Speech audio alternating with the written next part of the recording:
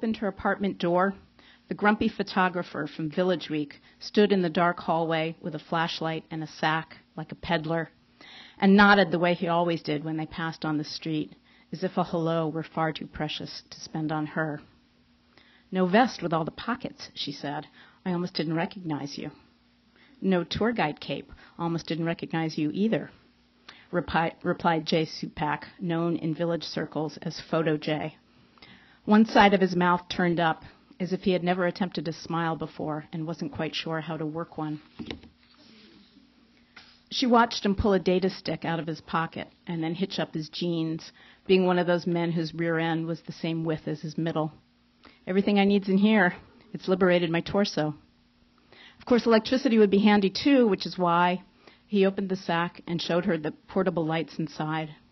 "This is insane to try this late in the day, but you're the woman of the hour. They just decided they need you on page 1. His voice trailed off into nervous half sentences about the bomb and the power and his editor. All these years, sitting in the same hearings, walking the same streets, and Becca was not sure she had ever heard him speak. How strange, she thought, in a week already filled to the brim with strangeness, to watch a still face animate with speech, to see the jaw work and the lips form words, possibly humorous ones, and hear the timbre of the voice, baritone with a mild Borough or Jersey accent. Standing there in his anonymous navy blue guy clothes, Photo J, it turned out, might not be quite a total pill. It had been a while since a man who wasn't the super had crossed her threshold. She wished one of the 1,000 wishes of the tenement dweller for a foyer, someplace to put him that wasn't out but wasn't in either. "I have to tell you," she said, reluctantly taking the parka, one of those heavy but slippery ones from the land of men, and motioning him in. "This is not the kind of fame I wished for. Just tell me what to do, and let's get it done while there's still a little light." He narrowed one eye as if it were a body double for his camera lens, and surveyed her candlelit living room. She suddenly felt protective of her corduroy sofa with the crazy quilt, her horsehair chair, the glass front bookcase she had rescued from the curb. Even her lumpy, overpainted walls looked vulnerable in the flickering light. Jay got his voice back. "How about we put you on the sofa with the quilt in the background, Becca Kamayer in her indoor boho element? I'll need a little time to set up." A pill, after all. "I had no idea this was going to be such a production," she said. "Then you've never sat for a portrait." "I thought you were a photojournalist." He had snapped her picture for the paper before, at rallies, jabbing at the air as if it were Donald Trump's chest. "Can a person be more than one thing? You're a tour guide and an activist." Okay, she said. As if to prove his fine photography bona fides, he began moving deftly around her room. The chains on her table lamps didn't even clink against the bulbs. He brought one of her kitchen chairs over and carefully clamped lights on its back, then opened up a screen of reflective fabric. He was lighting her like a meat market model. She looked down at herself. Over a T-shirt and long johns, she wore her one good sweater with her one good locket. Below, her usual black pants and scuffed Rockports. Her hair was in its usual exile in a bun. But candlelight was forgiving, and what did it matter what Jay Supak saw or thought? She felt for the locket, half out of nerves, half a reflex left over from the chain-snatching 80s. It was safe and warm, resting in the nook between her breasts. When she glanced up, he was looking straight at her. She panicked. She grabbed a candlestick and excused herself to go into the bathroom. She unwound her hair. She had a sample of fancy hair gel she'd been saving for some other life, and she squirted out a little bit and ran it through her hair until it fell in silver and brown waves around her face. Then she pulled out an old bag that contained a fistful of makeup she'd somehow accumulated over the years, mostly from the Halloween costumes of her son Aaron, the perennial zombie. She combed mascara on her lashes and put on a little lip gloss and took a deep breath and opened the door. "You look nice," he said. The smile was still on one side of his face, but it was bigger. She smiled back. Instead of cracking, as her lips usually did in the fall, the gloss protected them. She had a feeling of lightness, as if they'd both flung off weapons and shields that had been cutting into their muscles for a very long time. He stepped aside to let her sit down. "Ready?" he asked, and she said, "Yeah, I think I am." He kneeled in front of her and snapped from one angle and then got up and tried another. "Turn toward the window," he said, and because it was less a command than a suggestion, she did as he asked. "Look," she said, "that can't be flurries, can it?" Snowflakes were not falling so much as taking excursions in the dusk. He came over to the window to watch with her. "It's the last thing we need this week, but it sure is pretty," he said. "Look, you can see the pattern on that flake."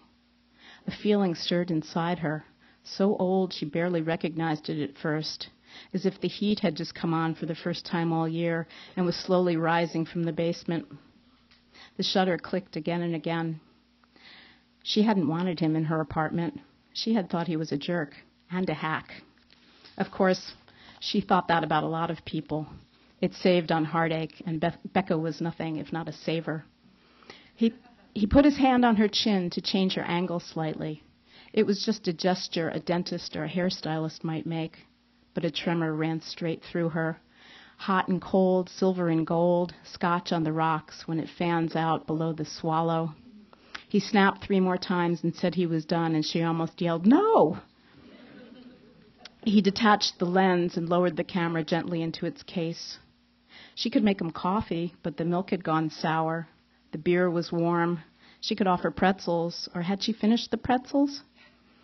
In the end, she offered up what a villager always gives freely, a topic for discussion. "So you don't think it was one of ours, do you?" This was a fear that had begun to sprout in the vacuum as the village awaited news from the investigation. "You mean like that muttering guy in Father Demos Square with the dandruff and the military beret from who knows what army?" She nodded like mad because she had thought of him too. Jay had smallish teeth and looked like a little kid when he laughed. How strange, funny strange, to know all the same people but not each other. "Or that woman with the pit bull who snaps at your grocery bags outside Christides," she said. "Oh, could definitely be her. But I think it's that weaver with the," he traced a long asymmetrical garment, "and the dramatic brooches." He nodded at the brooches. "It's not funny," she said. "We shouldn't laugh. People are dead." But the living room, where she'd spent the morning curled in a ball, felt safe for laughter for the first time all week. In the lull that followed, his eyes came to rest on her memorabilia on the bookcase, a piece of the old Miller elevated highway, buttons from campaigns no one else remembered, a feather from one of Bella Abzug's hats. "A shrine," he said. "I kind of figured. Where's the statuette of Jane Jacobs with the incense all around it?" That is not a very good way to endear yourself to your subjects. Sorry, couldn't resist.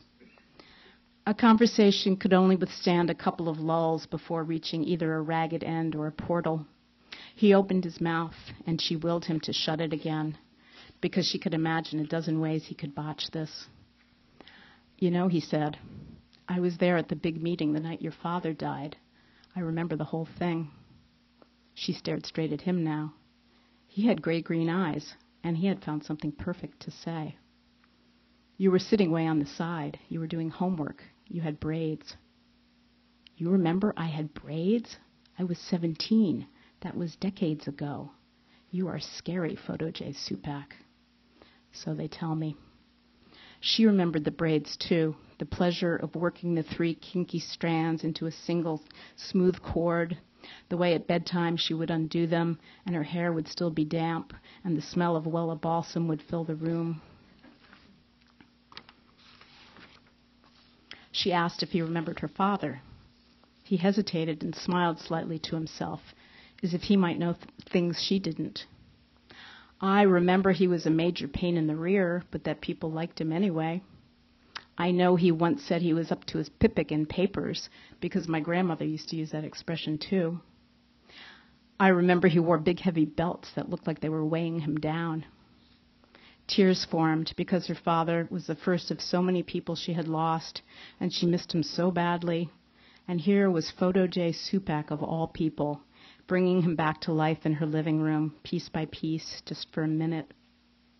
"He made those belt buckles," she said. "He welded in the basement. He was very proud of them." They were the ugliest things I ever saw. She went over to the shelf and pulled out the one she still had. It had his initials, LC, one atop the other, like the Yankees logo, but lopsided. She handed it to Jay. Louis Kameyer, right? Now you're really freaking me out. He shrugged.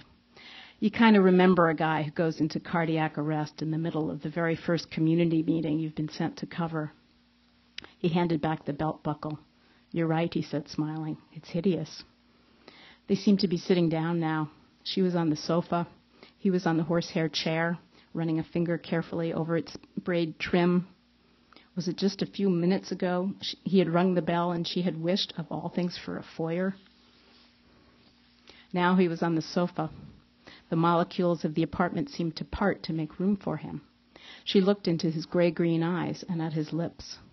Lips for scowling, lips for chewing, lips for chapping in the cold, lips for holding back words or letting them out, words that could be kind or cruel or just sarcastic.